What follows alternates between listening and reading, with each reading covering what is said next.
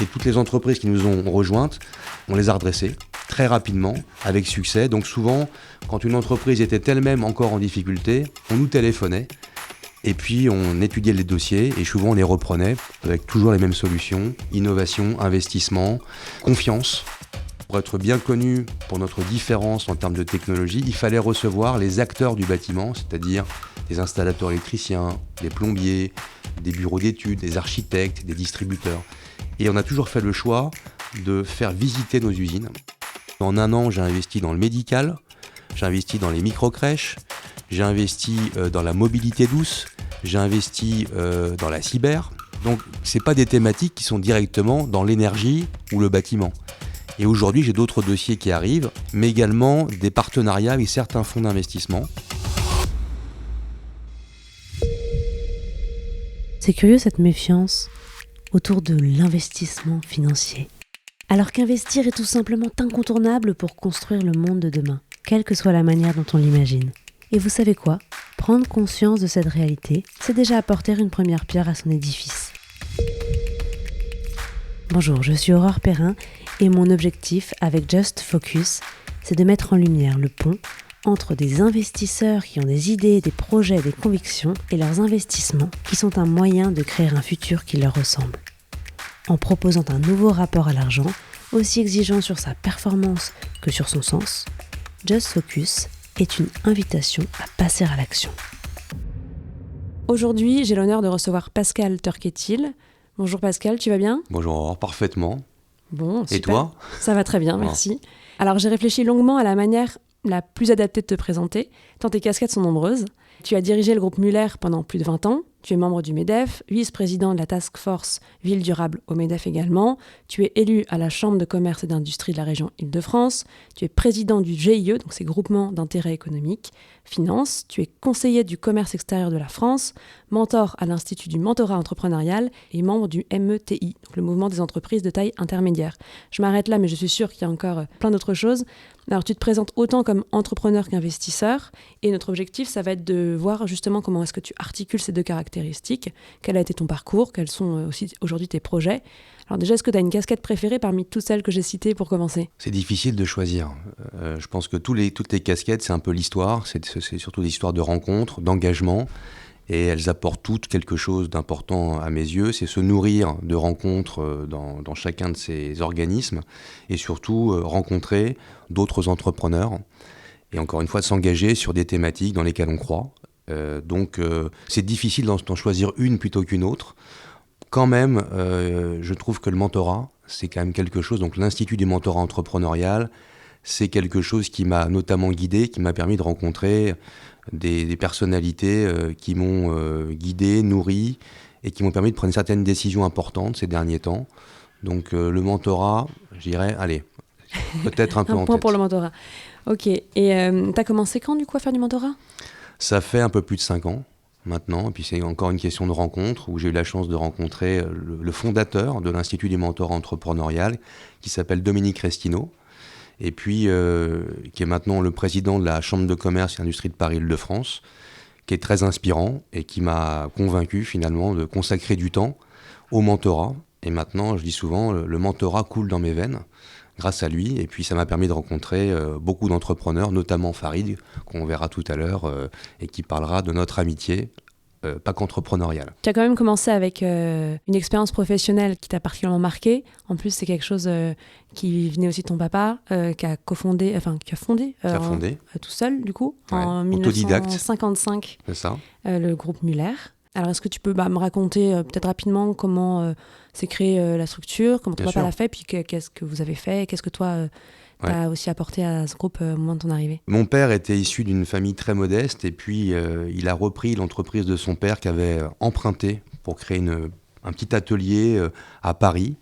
Même si lui n'est pas issu de Paris, ils sont mayennais, donc ils sont venus à Paris pour créer une entreprise. Son père est décédé très tôt, donc mon grand-père que je n'ai pas connu, et il a malheureusement hérité de dettes, puisqu'à l'époque il y a eu la crise de 1929, difficile de rembourser l'emprunt, donc il a commencé à moins que zéro, on dirait, et puis il a développé une activité de bobinage de moteurs électriques, qu'il a su transformer par beaucoup de travail, d'obstination, d'engagement. Et il a fait évoluer tout cela. Il a beaucoup travaillé à ce moment-là en France pour le changement de tension, puisqu'en France, on était en 110 volts dans les années 50. Et l'EDF a décidé de passer aux 220 volts pour diffuser l'électricité en France avec une meilleure qualité.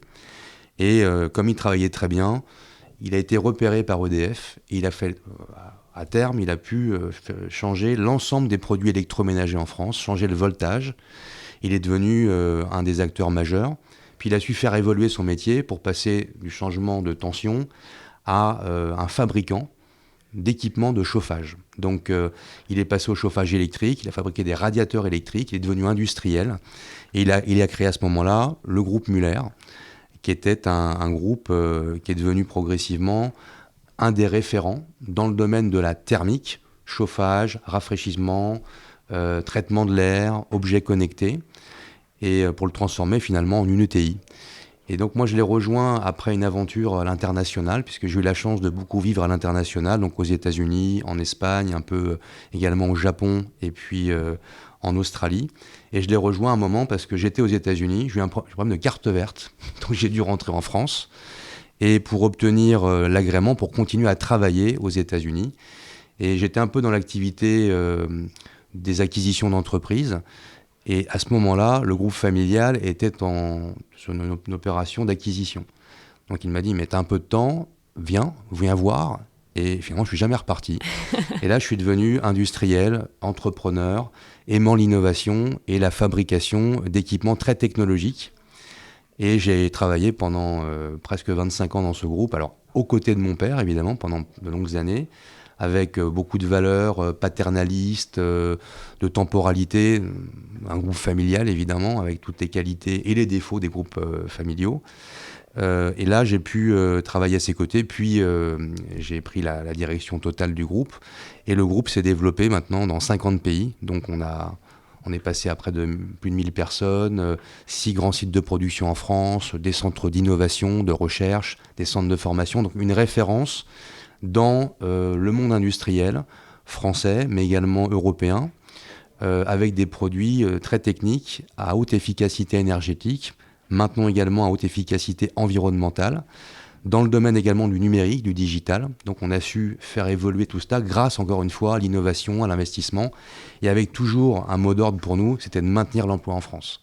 Donc on a pu se développer par des acquisitions, mais aussi par le développement en interne, en termes organiques, de beaucoup de produits révolutionnaires avec beaucoup de brevets développés en France à forte valeur ajoutée pour être certain de pérenniser l'emploi en France et les usines en France. Donc c'est quelque chose qui me guide dans mon ADN, c'est la protection de l'emploi en France, l'innovation, l'entrepreneuriat. Tu dis que vous avez fonctionné aussi beaucoup par acquisition. C'était quelque chose qui était déjà dans la culture du groupe avant que tu le rejoignes, ou c'est toi aussi qui as impulsé ça? Et comment est-ce que vous l'avez fait? Alors les deux. Alors ce qui s'est passé, c'est qu'il y a eu, dans ce domaine d'activité, il n'y avait pas de concentration, il y avait beaucoup d'acteurs qui sont intéressés à ce marché qui était en forte croissance, le marché donc des équipements de chauffage et de rafraîchissement. Il y avait plus de 75 concurrents dans les années 70. Et puis, comme souvent, des entreprises ont fait le choix de ne pas forcément faire des produits à forte valeur ajoutée, choisir des volumes simplement. Et à un moment où le marché s'est rétréci, beaucoup d'autres sociétés se sont retrouvées en difficulté. Nous, on avait fait le choix de choisir des développements de produits à forte valeur ajoutée, technologiquement avancés. Donc on avait une notoriété très importante avec la filière du bâtiment, qui est une filière très, très élaborée, d'excellence en France. En plus, ouais, ça vous produisiez tout 100% en France. On a souvent été orienté pour partir à l'étranger. On a toujours refusé en se disant on a un devoir, c'est de maintenir l'emploi en France. Donc on ne peut le faire que d'une seule façon, c'est par la qualité, l'innovation, la créativité, c'est ce qu'on a toujours fait. Donc ça nous a permis finalement de reprendre beaucoup d'entreprises qui étaient en difficulté et toujours par la même façon, par l'innovation. Donc on n'a jamais fait un plan social.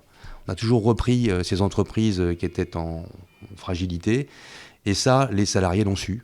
Donc ça a créé également un état d'esprit très positif avec une croyance que les dirigeants étaient très engagés et travaillaient évidemment pour rentabiliser l'entreprise, mais surtout pour la pérennité et pour favoriser l'essor personnel de tous les salariés qui travaillaient au sein de l'entreprise. Donc très peu de turnover Et toutes les entreprises qui nous ont rejointes, on les a redressées très rapidement, avec succès. Donc souvent, quand une entreprise était elle-même encore en difficulté, on nous téléphonait et puis on étudiait les dossiers et souvent on les reprenait avec toujours les mêmes solutions, innovation, investissement, confiance dans l'avenir pour rassurer et pérenniser l'ensemble des équipes de nos entreprises. Donc on est passé à un chiffre d'affaires près de 300 millions d'euros, un peu plus de 1000 personnes, 50 pays, et vraiment une référence avec des marques très connues dans le milieu du bâtiment, des marques comme Noiro, Applimo, Erelec, Campa.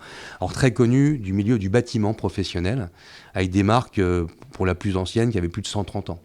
Donc des histoires aussi importantes. Donc là encore, on avait des musées dans chacune d'entreprise et on a transformé ces entreprises en entreprises vitrines. C'est-à-dire qu'on a souhaité que pour être bien connu pour notre différence en termes de technologie, il fallait recevoir les acteurs du bâtiment, c'est-à-dire des installateurs électriciens, des plombiers, des bureaux d'études, des architectes, des distributeurs. Et on a toujours fait le choix de faire visiter nos usines, des usines références, vitrines, pour associer les collaborateurs, les rassurer avec des visites de clients, d'hommes politiques, de centres de recherche français et étrangers. Et ça a permis de nourrir notre politique d'innovation, de rassurer ceux qui sont devenus nos clients, parce qu'ils voyaient les investissements que nous réalisions, la qualité de développement, nos centres de recherche. Et quand on visitait nos usines, on découvrait finalement tous les savoir-faire que nous avions. Et ça rassurait, ça donnait un niveau de confiance important au niveau de la clientèle qui achetait nos marques. Et ça nous a permis de pérenniser, de développer notre entreprise dans le temps. Et tes salariés, du coup, qui étaient au contact avec des clients alors qu'ils n'avaient pas forcément des postes de commerciaux, comment est-ce qu'ils le vivaient, du coup, cette exposition au grand public, ça leur plaisait? Au contraire, ça une fierté, leur déplaisait? Une fierté, parce que c'est pas commun d'avoir des sites de production où il y a à la fois de la formation, de la recherche, des usines qu'on appelle 4.0, des Creative Labs qu'on a développés également pour tout ce qui est Open Innovation. Et donc, évidemment, chaque salarié se sentait finalement avec une mission personnelle à pouvoir promouvoir son savoir-faire. Et il y avait vraiment un sentiment un peu familial, paternaliste, en disant on croit dans l'entreprise, on est fier de parler de ce que l'on fait. Et donc cette énergie, cette confiance, il la transmettait évidemment aux visiteurs qui ressortaient en disant où sont les bons de commande, achetons les bons produits. Et alors, donc tu as fait ça pendant près de 25 ans. Ouais.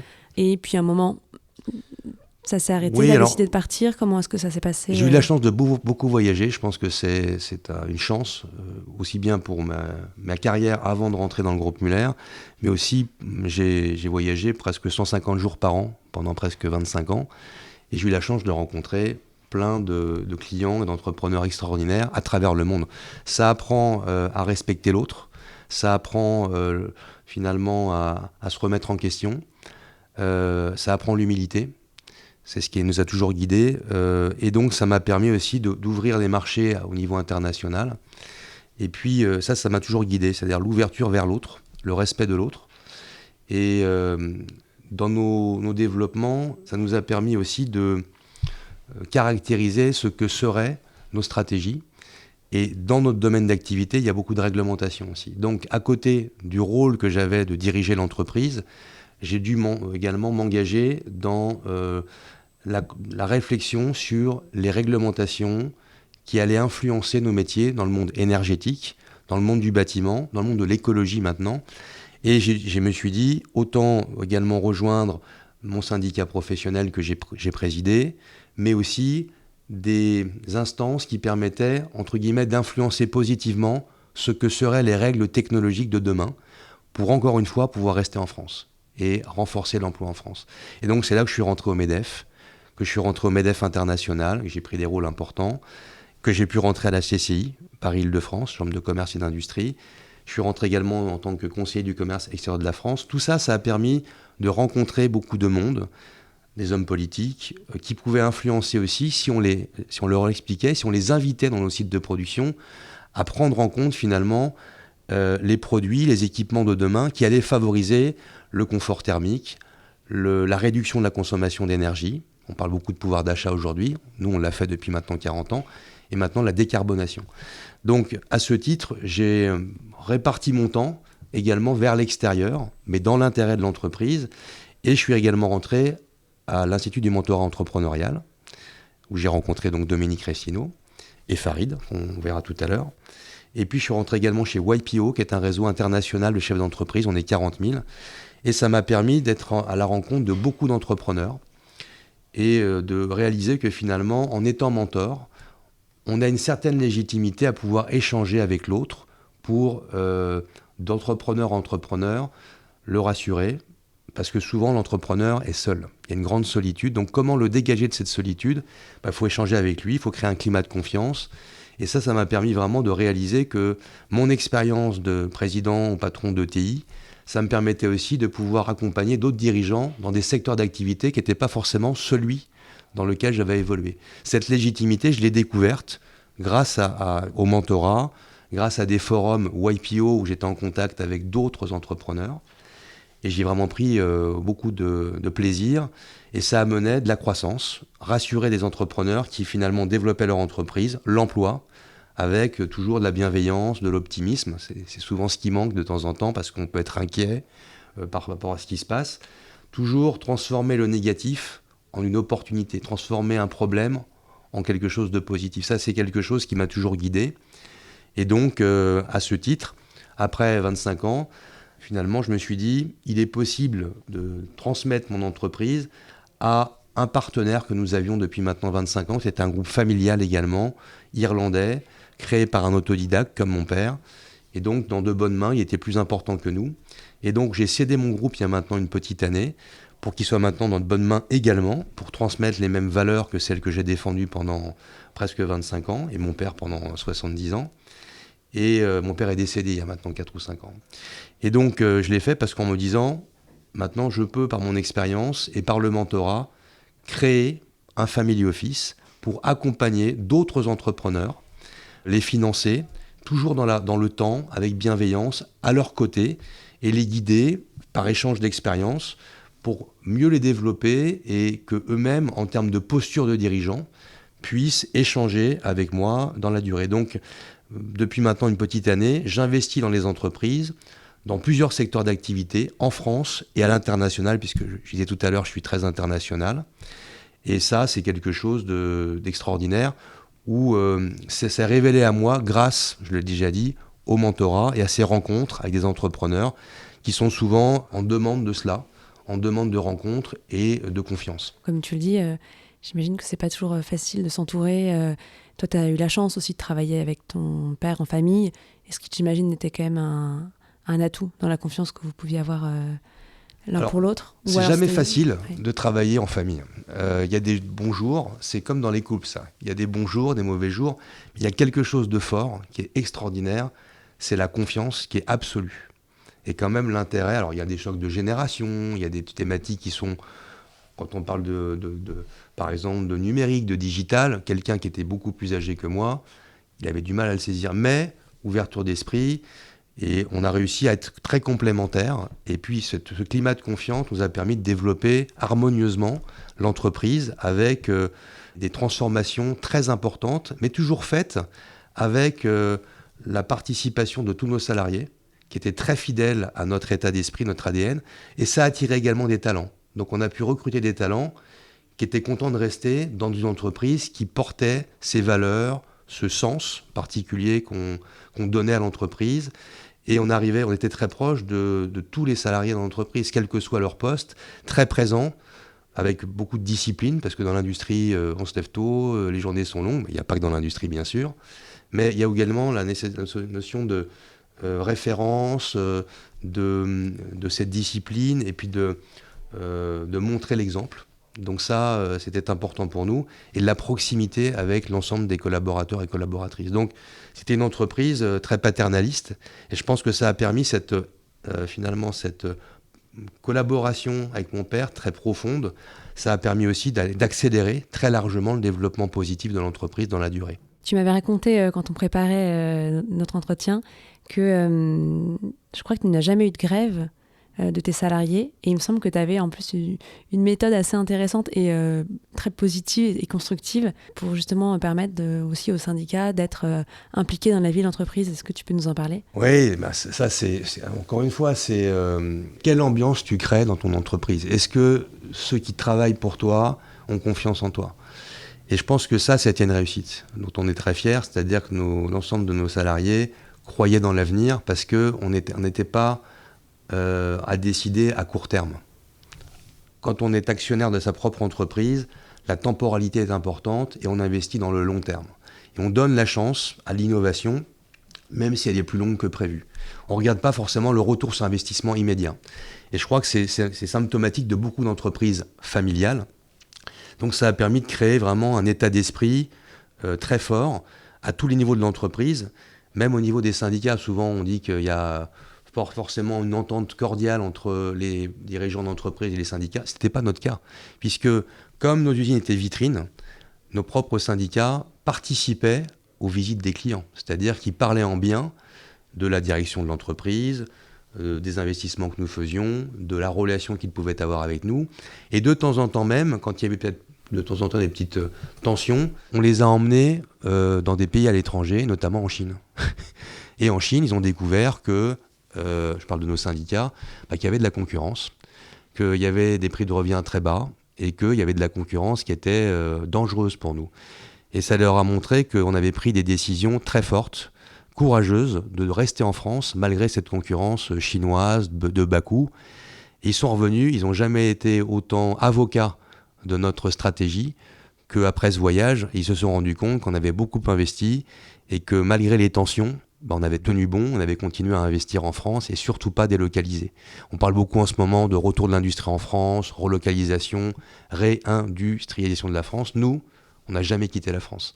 Donc c'est une fierté forte et ça, les syndicats, les salariés le savaient. Et toutes les reprises d'entreprise, c'était la même chose. On n'a pas fermé et on n'a pas eu de grève, évidemment, puisque il y avait un état d'esprit très positif autour de l'innovation. L'innovation, ça fait rêver, c'est créer. On faisait des beaux produits. Donc, c'était des radiateurs connectés, mais des radiateurs intelligents, en verre, en pierre, des pompes à chaleur, des chaudières, des produits à haute valeur ajoutée, et finalement des produits qu'on retrouve dans son quotidien. Donc, nos salariés étaient fiers de fabriquer des produits qui se retrouvaient dans tous les bâtiments. Et les visites vraiment d'usines et les musées, ça a permis de transmettre finalement cet ADN, cette culture, et de montrer que finalement, il faut continuer à travailler sereinement tous les jours.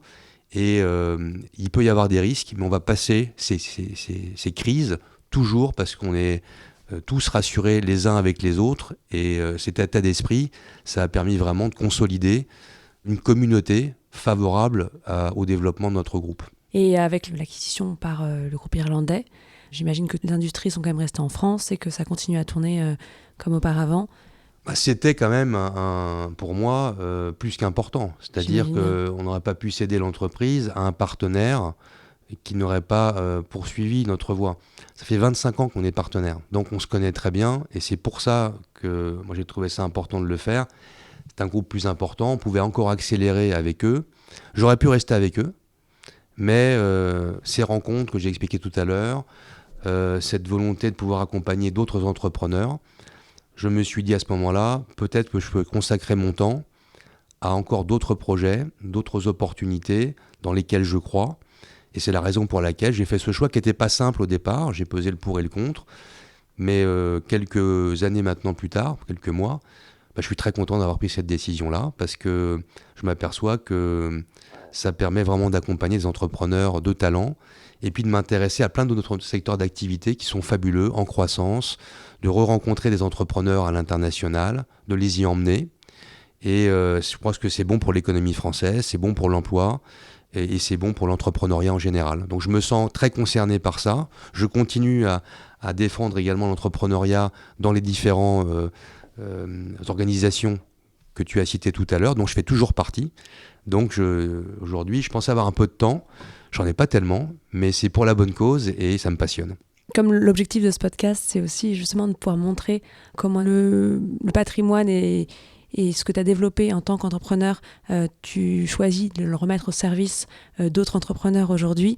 On va donner la parole aussi à Souleymane, qui travaille avec nous sur Sapiens et qui va s'intéresser, essayer de comprendre justement comment est-ce que tu articules ta casquette d'entrepreneur et ta casquette d'investisseur, et quels sont les choix d'investissement, comment est-ce que tu as aussi, j'imagine, structuré ton patrimoine au moment où tu as revendu l'entreprise, parce que ça a dû être un enjeu important, et que c'est grâce à ça aussi que tu as pu te dégager du temps pour choisir la manière dont tu t'impliques dans les entreprises que tu accompagnes.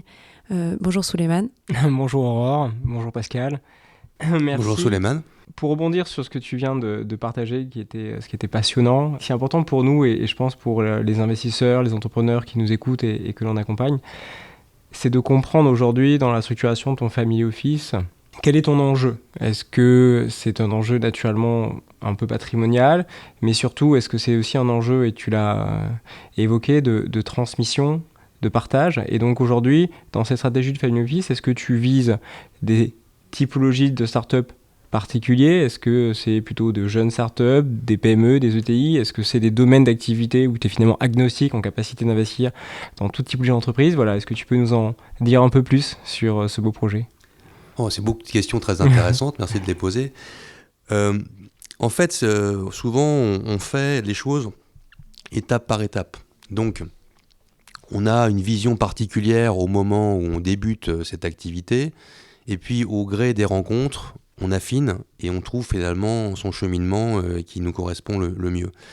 Moi, je l'ai préparé tout ça, ça s'est pas fait brutalement. C'est-à-dire que tous mes engagements en dehors de mon entreprise m'ont permis de rencontrer beaucoup d'entrepreneurs, notamment avec le mentorat, et de détecter finalement les problématiques des entrepreneurs, qui sont souvent seuls, et qui sont des problématiques qui ne sont pas que professionnelles. Elles peuvent être familiales, elles peuvent être personnelles. Donc on est un peu docteur là-dedans. Il faut détecter les pathologies. Et il y a beaucoup de rencontres. Donc au début, moi je pensais investir dans le domaine d'activité dans lequel j'étais légitime. En l'occurrence, l'énergie, l'industrie, tout ce qui était décarbonation, objets connectés.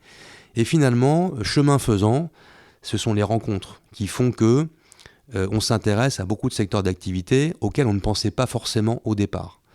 Alors, moi, j'ai également réfléchi sur le profil des entreprises et les tailles des entreprises. Et comme je souhaite, quand j'investis, accompagner le dirigeant, il y a une question de temps, la disponibilité que je peux avoir. Donc, j'essaie d'être très sélectif dans les entreprises, mais c'est souvent des rencontres. Et la première chose, c'est est-ce qu'on peut s'entendre entre nous, le dirigeant qui m'approche ou que j'approche, et savoir si dans la durée, on va pouvoir s'entendre. Est-ce qu'on est complémentaires ? Donc ça commence par là, c'est l'appétence qu'on peut avoir l'un avec l'autre, et ça c'est déjà une première sélection. Et progressivement, j'ai fait des rencontres extraordinaires. Et comme je suis entrepreneur, on se comprend très bien avec un autre entrepreneur. Très rapidement, on partage moi ce que j'ai vécu pendant 25 ans, et les questionnements qu'ils peuvent avoir, les problématiques, je les comprends tout de suite. Et rapidement, l'entrepreneur qui peut hésiter à s'associer, qui peut hésiter à pouvoir aller chercher des fonds quand il veut se développer, il y a une question un peu d'inquiétude, avec qui peut-il s'associer ? Le fait de pouvoir le faire avec un entrepreneur comme moi, qui a monté une structure, alors on appelle ça un family office, c'est une holding d'investissement, finalement, lui, ça le rassure en se disant, tiens, on se comprend, et on va s'apporter quelque chose. Donc il y a évidemment la notion d'investissement, l'argent que tu peux évidemment mettre à disposition de l'investissement et de la montée en capital, minoritaire ou majoritaire d'ailleurs, mais il y a surtout l'apport que tu peux avoir vis-à-vis de l'autre. Et les entrepreneurs et les belles entreprises, qu'elles soient petites ou grandes, c'est essentiel. C'est comment on peut être certain qu'il va y avoir une complémentarité absolue et un niveau de confiance qui va permettre de développer l'entreprise. Donc quand tu es investisseur et que tu peux t'associer avec un entrepreneur qui a un beau projet et avec qui tu t'entends, ton investissement quelque part, puisque tu accompagnes le dirigeant, il est quelque part sécurisé. Et d'ailleurs, au-delà effectivement de cette dimension de confiance qui, j'imagine, cet institut personnel est extrêmement important pour la réussite de la participation, comment tu l'intègres aujourd'hui, comment tu le structures en termes de gouvernance dans tes participations ? Est-ce que tu sièges au board des boîtes ? C'est quasiment une règle pour moi, c'est-à-dire je rentre au board, mais en plus de ça, j'accompagne à côté, en plus, le dirigeant quand il en a besoin, quand c'est nécessaire. La plupart du temps, les entreprises sont plutôt internationales. Si elles ne le sont pas encore, je les aide à y aller. Donc je voyage aussi avec les dirigeants. Donc on se côtoie régulièrement.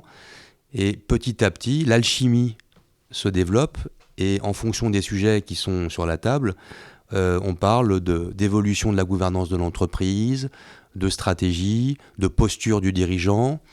Et dans des moments où il y a des hésitations, des inquiétudes, le fait de pouvoir parler à quelqu'un d'autre, qui est à ce moment-là évidemment investisseur mais aussi mentor, ça renforce d'autant plus la qualité du développement de l'entreprise. Et la plupart du temps, ce qu'on constate, c'est que l'entreprise se développe harmonieusement, fait des bons résultats. Alors, moi j'ai fait le choix aussi plutôt d'accompagner des entreprises déjà matures, d'une certaine taille, ou alors avec des dirigeants déjà qui sont extrêmement capés. C'est pas que je n'aime pas les startups, pas du tout, parce qu'il faut continuer à travailler avec elles. Moi, j'en vois beaucoup, mais c'est une question de temps. Donc, dans ma sélectivité, ou ma sélection d'entrepreneurs et d'entreprises, j'ai tendance plutôt à m'orienter des entreprises qui sont déjà un peu matures. C'est pas un cas absolu, parce que si demain je rencontre un entrepreneur fabuleux avec qui je m'entends, je pourrais certainement m'associer aussi avec lui. Mais globalement, les secteurs d'activité, ce qui m'a étonné, ont été assez variés, puisqu'en un an, j'ai investi dans le médical, j'ai investi dans les micro-crèches, j'ai investi dans la mobilité douce, j'ai investi dans la cyber. Donc, ce n'est pas des thématiques qui sont directement dans l'énergie ou le bâtiment. Et aujourd'hui, j'ai d'autres dossiers qui arrivent, un retour un petit peu à mes premières amours qui me sont proposés, mais également des partenariats avec certains fonds d'investissement avec qui je discute parce qu'eux-mêmes souhaitent avoir à leur board et puis dans la sélection de leurs entreprises des conseillers et des entrepreneurs qui peuvent co-investir avec eux dans le rachat de certaines entreprises. Donc, je commence également à m'associer avec certains fonds avec qui on peut partager le même ADN de temporalité, mais également de complémentarité pour accompagner une nouvelle fois des dirigeants qui ont besoin de se développer, qui peuvent hésiter. Et donc là, j'espère de les rassurer. Et dans certains cas maintenant, je m'associe avec certains fonds avec qui je m'entends très bien pour accélérer encore le développement d'entreprises dont les entrepreneurs ont besoin, encore une fois, d'avoir confiance dans les investisseurs. D'accord. C'est passionnant parce que je pense qu'aujourd'hui, après une année 2022 où on a vu des levées de fonds exceptionnelles, notamment auprès des startups, on voit que 2023 est quand même une année un peu plus compliquée. Hein. C'est moitié moins de levées de fonds dans l'environnement de la French Tech. Hein. C'est à peu près 4 milliards qui ont été investis au premier semestre 2023. Néanmoins, on voit effectivement que ce sont plutôt les grosses levées qui sont effectivement arrêtées, mais qu'on a quand même une belle dynamique. Et toi qui commences à côtoyer effectivement des fonds en co-investissement, on sait que souvent certains entrepreneurs sont des fois un peu inquiets de faire rentrer un fonds d'investissement au capital, de se retrouver avec un actionnaire certes minoritaire, mais avec un pouvoir effectivement d'accompagnement, mais aussi de nuisance. Quels peuvent être effectivement les conseils que tu peux leur donner, d'autant plus que tu as eu la chance aujourd'hui de côtoyer des fonds, mais par le passé, via le groupe Muller, aussi d'avoir un actionnaire, certes industriel, mais aussi à ton capital. Oui, la gouvernance, c'est très important. L'actionnariat, c'est très important. Et il faut favoriser l'émancipation du dirigeant pour que lui ne soit pas contraint. Et ce genre de discussion, de par mon expérience, moi je l'ai tout de suite. C'est-à-dire que quand je discute avec un entrepreneur, je réfléchis avec lui sur qu'est-ce qu'il veut faire lui-même, alors dans son entreprise, mais aussi en termes de vie. Familialement, a-t-il des enfants? Veulent-ils transmettre? Donc avec une vision de long terme. Jamais une vision à 3, 4 ou 5 ans, ce qui est souvent la vision de certains fonds d'investissement. Pas tous, les choses changent. Donc ça, évidemment, ça rassure. Donc ça permet de poser sur la table des questions qui sont souvent compliquées, qui sont souvent source de tension dans la tête du dirigeant.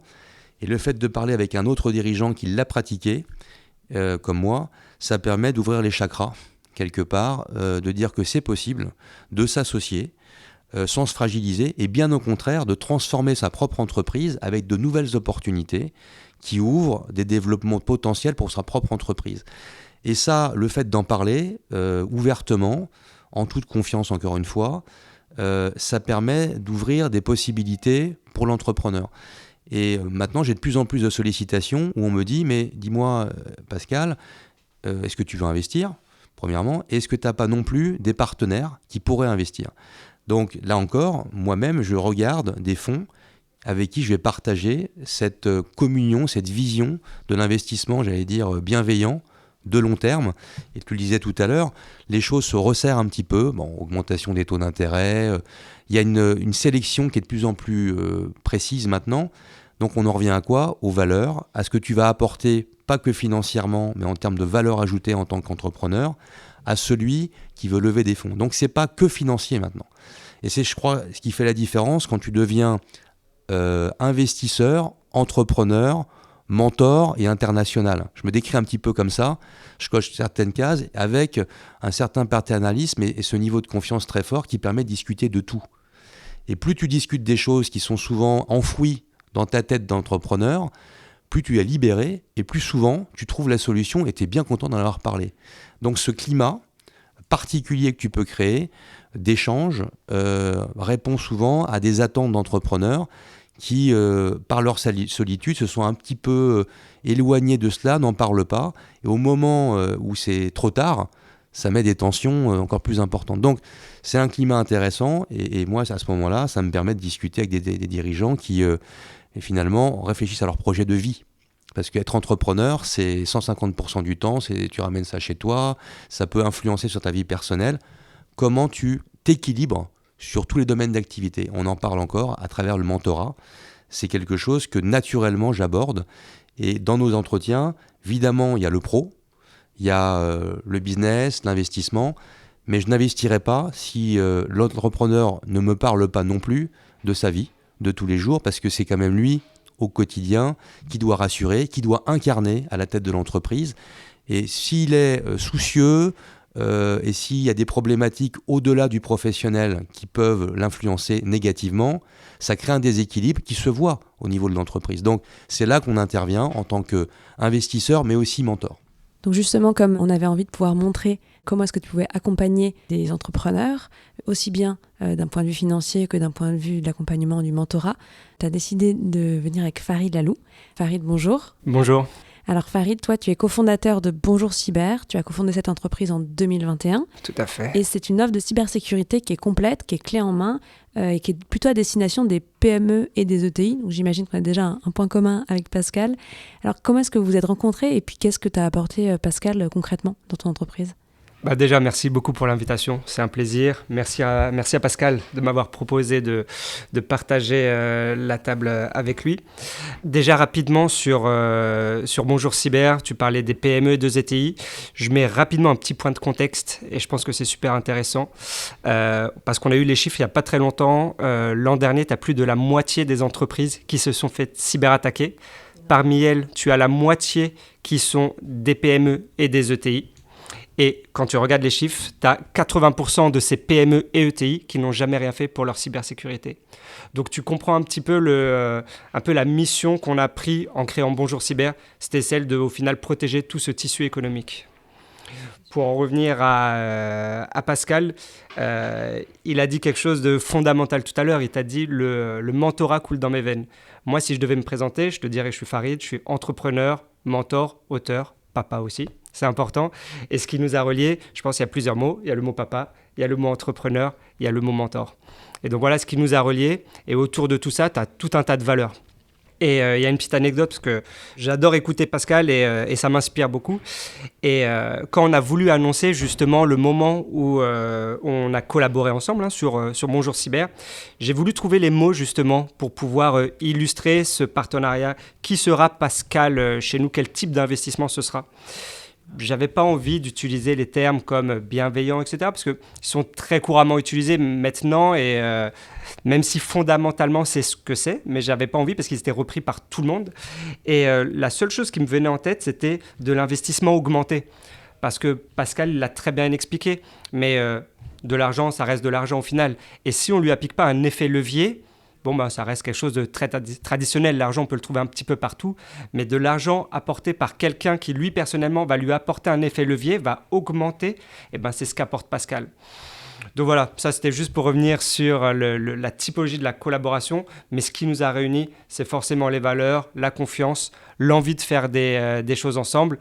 Et pour moi, personnellement, le parcours de Pascal me fascine, le personnage de Pascal me fascine, et pouvoir l'avoir à mes côtés, à nos côtés chez Bonjour Cyber, c'est une chance. Et une petite anecdote, c'est tout à l'heure on parlait un peu des boards, etc. Moi, je vois l'expérience, ça fait 20 ans que je monte des boîtes, que je suis dans l'écosystème entrepreneur. Je vois comment mes camarades entrepreneurs anticipent leur board, leur meeting avec leurs investisseurs. Ils ont des comptes à rendre, c'est pénible, c'est quelque chose où ils ont l'impression d'être jugés. Nous, on a l'excitation de rencontrer Pascal, c'est on va bosser ensemble. On n'a pas l'impression d'avoir des comptes à rendre au final. On a la chance d'avoir Pascal qui va passer du temps avec nous et on va bosser sur nos sujets. Voilà. Et ça, c'est une équipe. Si on gagne tous. Si on perd tous.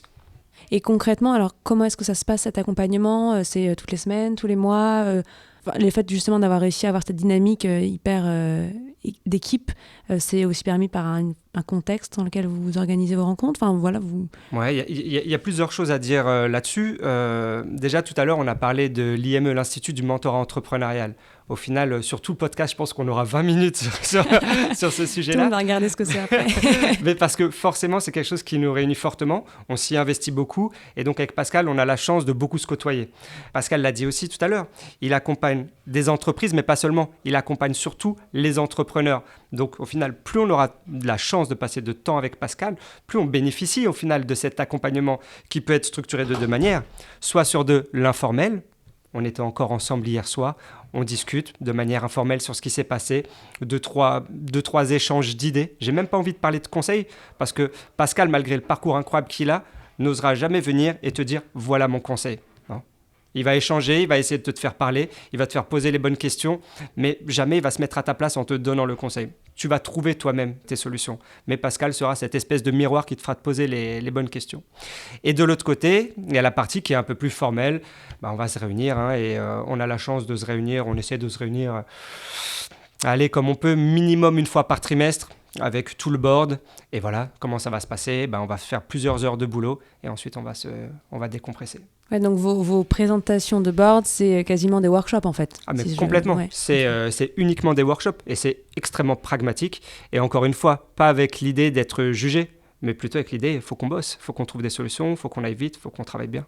Ouais. Et toi Pascal, tu prépares comment du coup ces boards tu bosses avant, tu arrives et tu leur dis alors les gars, qu'est-ce que vous avez fait ? Je suis très stressé à l'idée de les rencontrer à chaque fois parce que c'est des spécialistes en fait dans un domaine d'activité où moi-même je suis pas spécialiste. Encore une fois, la cyber, Farid l'a parfaitement expliqué, c'est un marché en croissance partout dans le monde. Et encore une fois, au-delà de l'amitié que je lui porte, parce que je le respecte beaucoup par rapport à tous ses succès, parce que c'est un entrepreneur à succès, il a monté beaucoup d'entreprises avec des valeurs très fortes. Là, il en a monté une nouvelle, donc il a une expérience incroyable. Il est associé avec deux entrepreneurs aussi exceptionnels. Donc moi, c'est une chance que de pouvoir être à leur côté.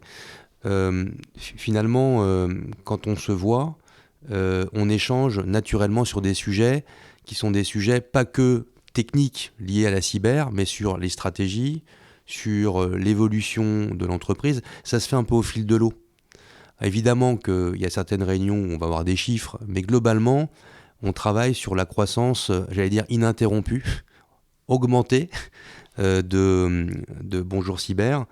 Et ça se fait très naturellement. Et je me nourris beaucoup de cela. C'est-à-dire qu'il ne faut pas croire qu'on a la réponse à tout. Et le fait de voir beaucoup d'entrepreneurs, et notamment Farid et son équipe, ça me permet également, pour moi, de rester au niveau, de me nourrir des questions qui se posent dans tout secteur d'activité. Il y a souvent une transversalité d'un secteur d'activité à l'autre. Donc, une solution qu'on a pu voir dans un secteur d'activité peut amener une solution dans un autre secteur d'activité. Donc, plus on se nourrit de plusieurs secteurs d'activité, de plusieurs rencontres avec différents secteurs entrepreneurs, ça permet d'enrichir très naturellement les discussions qu'on peut avoir. Donc, nous, on s'appelle souvent. C'est-à-dire qu'on a une idée, je ne vais pas interférer sur ce qu'ils font. C'est eux les spécialistes, ce sont les dirigeants d'entreprise. Par contre, très souvent, ça permet d'arrêter le temps et de se dire, on prend un peu de recul sur ce qui se passe. Où va-t-on ? Et le fait d'expliquer les choses, ça permet finalement de le traduire par des mots, de l'expliciter et d'être certain qu'à un moment, quand on arrête le temps, on est bien toujours en ligne sur ce qu'on croyait faire. Et la vie d'une entreprise, c'est pas un long fleuve tranquille. Et il faut savoir changer de cap en fonction de ce qui se passe autour de soi. Et de temps en temps, quand on est trop dans l'opérationnel au quotidien, on ne voit pas toujours bien les choses avec la même vigie. Donc moi, j'ai la chance de pouvoir être un peu en dehors de tout ça. Je ne suis pas au quotidien avec eux. Donc j'ose penser, ou j'espère penser, qu'à chaque fois qu'on se voit, on prend un peu de hauteur de vue, on a cette vigie-là, et puis on voit si le cap c'est toujours le bon. Les expériences dans d'autres secteurs d'activité, je leur en parle, et c'est très inspirant. Donc je me nourris des contacts avec eux, et je me nourris d'autres contacts que je peux leur amener pour être certain que finalement l'aventure, elle est toujours la bonne, et que le cap choisi, faut pas le modifier, faut pas l'orienter. Ça c'est pour la France, mais n'oublions pas aussi que ce qu'il développe, et il en a largement la capacité, il l'a fait largement avant dans ses différentes expériences, il y a aussi l'international. Donc là encore, il faut savoir s'intéresser aux autres cultures, aux autres communautés. Et ce qui me fascine chez Farid, c'est qu'il a une ouverture d'esprit incroyable. Donc c'est un tel plaisir d'échanger avec lui que tout est possible. Donc c'est un challenge quotidien d'opportunités. Le plus difficile après, c'est de choisir toutes ces opportunités et pouvoir les développer. Mais c'est bien, c'est positif. Et puis une autre chose, c'est que j'ai la chance de pouvoir rencontrer leurs propres équipes. Donc il y a évidemment les actionnaires, ceux qui vraiment sont aux commandes de l'entreprise, entrepreneurs, ils sont 2 à côté de Farid, et puis il y a leurs équipes qui sont très jeunes. Et donc pour moi, j'ai 53 ans, j'ai 4 enfants, je vois bien comment sont les ados, ça me permet aussi de rester en contact avec toutes les nouvelles générations et de me dire, les questions qui se posent dans la cyber, c'est intéressant de bien rencontrer ces nouvelles générations, savoir ce qui se passe, comment ils s'expriment, comment le vocable, la sémantique, et être certain qu'on n'est pas à côté de tout ce qui se passe dans le développement des nouvelles générations. Donc ça aussi, c'est très fort pour moi. Rester en contact avec les startups aussi, c'est important, parce que même si j'investis plutôt dans des PME et ETI, c'est très important de rester en contact avec les startups pour les faire travailler ensemble, partenarier, coopérer. Moi, je crois beaucoup aux rencontres, à la qualité des rencontres. Et ça encore, avec Farid, je me nourris à chaque fois que je le vois, parce qu'on parle régulièrement de tout ça. Et pour parler finances aussi, il me semble que vous avez levé des fonds du coup auprès de Pascal assez récemment. C'était 1 million, c'est ça ? Tout à fait. Et donc comment est-ce que vous gérez ? Parce que du coup il y a eu ce transfert vers Bonjour Cyber. Toi j'imagine tu as quand même du coup un droit de regard et tu es quand même très impliqué dans la manière dont cet argent va être géré. Mais est-ce que vous en avez décidé avant ? Est-ce que c'est toi qui as ta stratégie ? Est-ce qu'il y avait un objectif particulier à cette levée de fonds ? Est-ce que tu peux nous en parler un peu ? Pascal l'a dit tout à l'heure, il investit dans des entreprises et dans des entrepreneurs. Ce qu'il a fait avec Bonjour Cyber, au final, c'est qu'il a voulu investir dans des entrepreneurs, parce qu'au final, il nous a pris 13 early stage. Oui. Donc, il a investi dans des entrepreneurs, donc Farid, Renaud, Yann. Donc voilà, tous les 3, on est un collectif, et c'est ce qui fait la force de l'aventure. Avec aussi un bon feeling sur le secteur d'activité, et comme il le disait, il a cette curiosité, Pascal, je ne connais pas un secteur, donc je m'y intéresse. C'est pas l'inverse, il le disait très bien tout à l'heure, j'ai fait de l'industrie pendant 25 ans, je me suis dit que je ne vais pas m'enfermer là-dedans, parce que ce sera l'opportunité d'aller découvrir autre chose et de pouvoir y apporter des complémentarités. Quand il est arrivé sur le sujet cyber, il l'a dit tout à l'heure, de manière très humble, c'est « je ne connais pas ce sujet-là ». Par contre, je connais très bien le monde de l'entreprise. J'ai développé une incroyable ETI il y a encore quelques années. Je veux comprendre un peu quand même ce qui va se passer, donc le secteur d'activité. Je veux comprendre le marché, mais je veux surtout vous comprendre vous. Votre stratégie, où est-ce que vous voulez aller ? L'un des premiers sujets qu'on a évoqué avec Pascal, c'est quel va être votre mode de travail ? Parlez-moi, ce sera du remote, vous allez travailler depuis des bureaux, quel va être votre type de gouvernance ? 50% des échanges qu'on a eus avant même de commencer à être sur les chiffres, etc., c'était pas factuel sur qu'est-ce qu'on va avoir comme offre, etc. C'était qui vous êtes, comment vous allez travailler, qu'est-ce que vous allez apporter d'innovant, mais pas forcément que sur le produit, mais dans votre management, dans votre vie entre associés. Et c'est ça qui est exceptionnel. Et ensuite, pour revenir fondamentalement sur les montants, etc., early stage, c'est très dur de donner des valeurs aux choses. Tu vas donner des valeurs potentielles, etc. Donc, à un moment donné, c'est juste de se dire, voilà, nous, on a besoin d'un tel montant pour faire ce programme-là. Voilà, on a ce programme. Est-ce que tu penses que c'est cohérent avec tes 30 années d'expérience dans l'entrepreneuriat ? Tout le monde se met d'accord et ensuite ça roule. Et nous, principalement, il y avait 3 leviers. Le premier, forcément, c'était le recrutement. Oui, forcément, on a besoin de talents. On est dans un monde où, en plus, les talents coûtent cher, les talents sont rares. Vous êtes combien là ? Là, on arrive sur une quinzaine de collaborateurs. Oui. Donc, les talents sont assez rares. Donc, on va avoir une double stratégie. À la fois, ça va être de recruter des seniors qui vont coûter cher, mais aussi d'anticiper et d'aller du côté de la formation, de prendre des alternants, d'aller collaborer avec les écoles. Là, par exemple, on a monté, avec une vision très long terme, un programme vidéo qui s'appelle Mon taf dans la cyber. Et on a une première saison qui va durer 6 mois où toutes les semaines, on interviewe en fait toutes les stars de la cybersécurité qui ont tous des parcours différents, hommes, femmes, tech, pas tech, etc. Donc c'est pour vous dire qu'on voit beaucoup plus loin que simplement l'aspect opérationnel, d'aller faire des tests d'intrusion, etc. Donc premier niveau, c'était le recrutement. Deuxième, c'était la recherche et développement. Et troisième, on croit fort que pour être une belle boîte, il faut être fort en acquisition, en commercial. Donc de pouvoir investir en marketing, en acquisition. Oui, vous faites CRM. On fait tout ce qu'il faut faire, créer des machines d'acquisition fortes, c'est ce qu'on sait faire. Donc on le duplique sur un marché où ça n'a pas tant été fait que ça, sur les services de cybersécurité. Pareil, dans le B2B, mettre en place des grosses machines d'acquisition, ce n'est pas non plus ce que fait tout le monde, encore moins dans ce secteur d'activité-là. La chance qu'on a, c'est que c'est notre savoir-faire. Donc voilà, on applique aussi des méthodologies qui viennent d'autres secteurs d'activité dans le nôtre aujourd'hui. Est-ce que ça t'arrive, toi, Pascal, par exemple, je prends l'exemple de Bonjour Cyber, si toi, tu accompagnes plusieurs entreprises, de voir qu'ils ont des problèmes de cybersécurité, donc de leur dire, attends, je connais une autre entreprise, est-ce que tu as aussi cette fonction-là de créer du lien et finalement, du coup, d'apporter des affaires entre les uns et les autres ? Oui, j'espère être un bon ambassadeur également pour Bonjour Cyber, mais la question qui se pose souvent auprès des chefs d'entreprise, c'est quelle est la notion de risque ? Donc, les attaques cyber, tout le monde n'en parle pas, même s'ils sont touchés. Donc évidemment que dans les entrepreneurs que je connais, à un moment, si on parle de ce sujet-là, je leur parle de Bonjour Cyber. Mais eux, ils cherchent surtout à avoir de la compétence. Donc ma crédibilité aussi, c'est de conseiller des entreprises de bonne qualité pour ceux que je connais. Cette confiance, elle se mérite. Donc moi, c'est pour ça que je rentre beaucoup dans le détail de la compréhension de ce métier et de la différence de Bonjour Cyber par rapport à d'autres.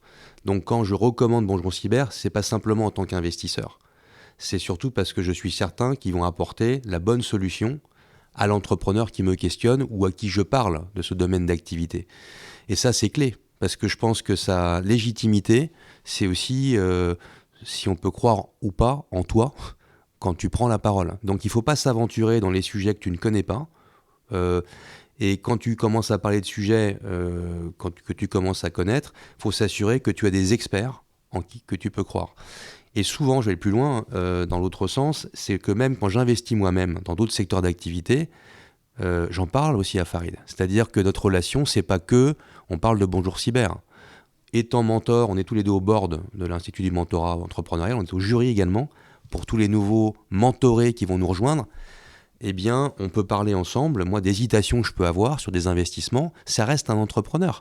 Donc là encore, j'ai confiance en lui. Donc il y a l'aventure Bonjour Cyber, puis il y a aussi ce réseau d'entrepreneurs dans lesquels je crois, que je peux appeler, dont Farid fait partie, et je vais le questionner, parce que ça va bien au-delà de Bonjour Cyber, ma relation avec lui. Donc c'est vraiment une relation amicale, de confiance, d'entrepreneur à entrepreneur, qui s'est tissée avec le temps, et finalement la représentativité, le temps qu'on accorde, lui et moi aussi, pas simplement à nos entreprises, mais pour les entrepreneurs. Je pense qu'il faut souvent beaucoup donner pour un moment recevoir, mais on ne donne pas aux autres pour recevoir immédiatement. Ça, c'est un état d'esprit aussi, et c'est ce qui crée notre réputation et ce climat de confiance qui fait que les partenariats se font, les investissements se font, et moi je suis pas mal sollicité maintenant, donc je trouve ça plutôt sympathique, pour ces valeurs-là. Il faut savoir créer cet environnement qui génère cet état de confiance et de relation avec les uns et avec les autres. Ouais, c'est super, tu fais le lien avec ma dernière question qui était justement d'essayer de comprendre. Là, tu dis que tu es beaucoup sollicité. En règle générale, c'est plutôt, ou j'imagine qu'au début, c'était plutôt toi qui cherchais des projets à soutenir, ou est-ce que ça a toujours été dans le sens inverse ? En plus, on sait ce que disait Souleymane tout à l'heure, il y a un peu moins de liquidité en ce moment, donc j'imagine qu'il y a des besoins de financement qui se manifestent différemment. Toi, comment est-ce que tu procèdes ? Faut être actif dans la vie. Il n'y a rien qui arrive si on ne se remue pas. Et bien, quand les entrepreneurs, on a tous quelque chose, c'est une dynamique. C'est au fond de nous, on est très souvent des hyperactifs. Donc rencontrer d'autres personnes, moi ça m'a toujours nourri, je suis curieux de nature. Je me suis beaucoup intéressé à investir du temps dans les domaines que je ne connaissais pas, et notamment dans le monde de l'investissement, qui n'était pas vraiment le mien. Donc je suis rentré dans une association de chefs d'entreprise qui s'appelle French Founders, qui réunit 4000 chefs d'entreprise à travers le monde. Beaucoup sont à l'étranger d'ailleurs, donc ça complète le réseau YPO, qui est un réseau mondial de chefs d'entreprise de toute nationalité. Et ça m'a permis finalement de mieux connaître les tenants et aboutissants des fonds d'investissement, des family office, des entrepreneurs investisseurs. Et j'ai rencontré beaucoup de monde pour me dire, mais finalement, dans tout cela, comment ça fonctionne et comment je m'inscris par rapport à mes propres qualités, comment je me différencie. Et c'est là que j'ai compris que finalement, il y avait l'investissement, bien sûr, mais il y avait surtout le mentorat. C'est-à-dire que la plupart du temps maintenant, ce qui fait la différence, c'est mon expérience de patron de TI et cette capacité à pouvoir discuter avec d'autres entrepreneurs liés au mentorat. Donc l'investissement arrive finalement en 3. Et ce qui s'est passé, c'est que j'étais un peu à la recherche, mais globalement, c'est plutôt venu à moi. Et donc j'ai rencontré beaucoup d'entrepreneurs et tu sais, c'est beaucoup le bouche à oreille. Et on m'a présenté beaucoup de monde et souvent, les dossiers qu'on me présentait étaient de très bonne qualité et les investisseurs, les entrepreneurs également. Donc ça a été beaucoup plus vite que je ne le croyais, puisque j'ai pris presque 8 participations en moins d'un an, ce qui est beaucoup. T'en as refusé combien du coup ? Alors, il faut faire des arbitrages, évidemment. J'en ai refusé certaines, par exemple, par rapport à la taille de l'entreprise. Parce que, comme je le disais tout à l'heure, comme je consacre du temps à l'entrepreneur, j'ai préféré choisir des entreprises et puis qui étaient de plus grosse taille, mais aussi qui avaient une capacité à partir plus rapidement à l'international. J'ai aussi des enfants qui font des études et j'aimerais bien, ils ont été biberonnés à l'entrepreneuriat depuis qu'ils sont tout petits avec moi. Et peut-être aussi que dans ma réflexion, alors je ne sais pas si elle est volontaire, psychologique, latente, c'est aussi me dire peut-être que cette structure que je crée, ça permettra d'émanciper encore plus mes propres enfants à l'entrepreneuriat avec un véhicule intéressant, des participations et des rencontres avec d'autres entrepreneurs. Donc il y a un peu de ça aussi dans ma réflexion. Après, ils feront ce qu'ils veulent. Ils ont quel âge, La liberté, c'est le choix. Ils ont 4 ans et 5 ans. Non, ils ont maintenant 20 ans, 19 ans, 18 ans, 12 ans, mais ils sont tous en école de management, de commerce, donc ils s'y intéressent. Et il y a des discours avec eux, ils ont du caractère. Donc ils feront ce qu'ils veulent, mais dans ma tête, c'est aussi leur ouvrir l'esprit sur l'entrepreneuriat, des chefs d'entreprise pragmatiques et des secteurs d'activité assez différenciés. Et je suis convaincu qu'on ne peut pas raisonner que franco-français, même si j'ai toujours protégé l'emploi en France, l'industrie française avec les labels Origine France Garantie et puis les associations qui promeuvent l'industrie française. Il faut être ouvert sur le monde. Donc ça, c'est important aussi. Donc les entreprises dans lesquelles je crois, c'est aussi celles qui ont le potentiel d'aller sur les marchés à l'international et se frotter à la concurrence internationale, parce que c'est là qu'on se développe et puis finalement on se renforce et on ouvre de nouvelles opportunités. Donc je vois par exemple les profils aussi qui sont chez Bonjour Cyber, il y a beaucoup d'internationaux. Donc ça aussi c'est important, ça nous guide. On parle souvent avec Farid des profils de ceux qui doivent nous rejoindre. Alors le marché est toujours un peu difficile, mais c'est important de choisir les bonnes personnes qui elles-mêmes vont se retrouver dans un poste avec un plan de carrière intéressant parce qu'ils vont s'entendre avec les dirigeants. Et ça s'écrit pas. Donc c'est un comportement, c'est une posture. Et chez Bonjour Cyber, il y a beaucoup de salariés qui rentrent parce qu'il y a cet état d'esprit très fort qui donne la chance à chacun, en fonction de son travail et de ses qualités, de s'épanouir, de se développer en France et à terme à l'international. Donc tout ça, ça me guide et ça me renforce.